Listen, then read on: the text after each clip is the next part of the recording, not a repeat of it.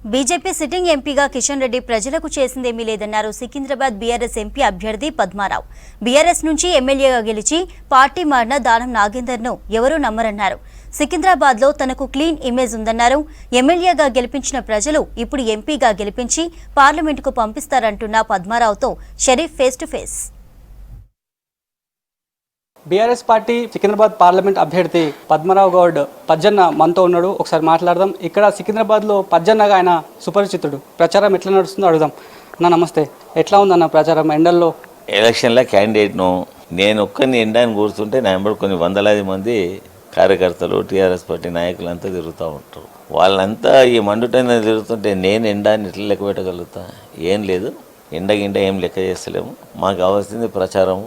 Party నుంచి ప్రజలు తిరిగిపోవాలి, vote appeal చేయాలి. మా ప్రభుత్వం ఉన్నప్పుడు ఎట్లుంటే ఇప్పుడు ప్రభుత్వం ఎట్లుంది, ఇక్కడ నేను అర్థం కానలోకుంటే వాళ్ళకు అవేర్నెస్ తీసుకొచ్చేసి ఓటు అప్పీల్ చేస్తూ ఉన్నాం. ఏ అసెంబ్లీ సెగ్మెంట్కి పోయినా కానీ ఫేవర్గానే కనిపిస్తూ ఉంది. పబ్లిక్ మంచిగా రిసీవ్ చేసుకుంటారు. గత అసెంబ్లీ ఫలితాలు దీనిపైన ప్రభావం చూపిస్తాయని చెప్తున్నారు.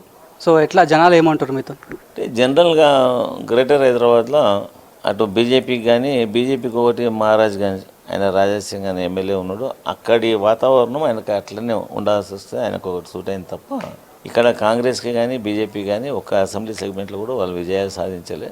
టోటల్గా ఎంఐఎం వాళ్ళు వాళ్ళ సీట్లు స్వీప్ చేశారు, టీఆర్ఎస్ పార్టీ మేము స్వీప్ చేసాం. హైదరాబాద్ ప్రజలు మొత్తం డెవలప్మెంటు, కేసీఆర్ గారి ప్రభుత్వం నడపడం ఎట్లా ఉండే చూశారు. అప్పుడు మాకు సపోర్ట్ చేశారు. ఇప్పుడు ఉన్న దాంట్లో కూడా దాదాపు మేమే ఈ 7 శాసనసభ నియోజకవర్గాల్లో మా మెంబర్సే ఉన్నారు. ఖైరతాబాద్ కూడా మాకే ఉండే, వాడి ఇష్టం. ఇక ఆయన క్యారెక్టర్ అయినది. జనం మంచిగా ఈ 5 సెగ్మెంట్లలో బాగా రిసీవ్ చేసుకుంటా ఉన్నారు. ఇప్పుడు అసెంబ్లీ స్థానాలు కంటిన్యూగా స్వీప్ చేస్తూ బీఆర్ఎస్ పార్టీ వస్తున్నప్పటికి కూడా, అధికారంలో ఉన్నప్పుడు కూడా ఈ సెగ్మెంట్ని చేజిక్కించుకోలేదు. సో ఇలాంటి సిచ్యువేషన్లో ఇప్పుడు అధికారంలో కూడా లేదు బీఆర్ఎస్ పార్టీ. భారతదేశంలో అటువంటి ఏమైనా జీవోలు అయితే వచ్చాయి. నాకు సుదీర్ఘమైన రాజకీయ జీవితంలో 40 సంవత్సరాల రాజకీయ జీవితం ఉన్నది. ఎప్పుడైనా లేకుంటే మళ్ళీ ఇది రాదు అన్న ఇష్యూ అయితే మేము చూడలేదు.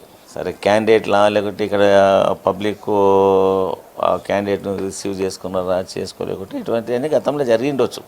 ఎప్పుడైతే పార్టీ టీఆర్ఎస్ పార్టీ మా పేరు ప్రకటన చేసిందో ఇది ఒక భూమి లేసినట్లు వేసింది. అరే పచ్చని అన్నట్టు. అంటే మాకు ఇక్కడ మేము అందించే సర్వీస్ని దృష్టిలో పెట్టుకున్నారు.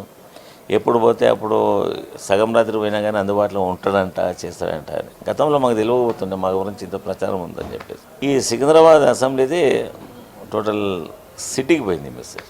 మేము ఎట్లయితే ఒక్కో శాసనసభ పరిధి లోపల మా ప్రోగ్రామ్స్ ప్రచారానికి వెళ్తా ఉన్నాము.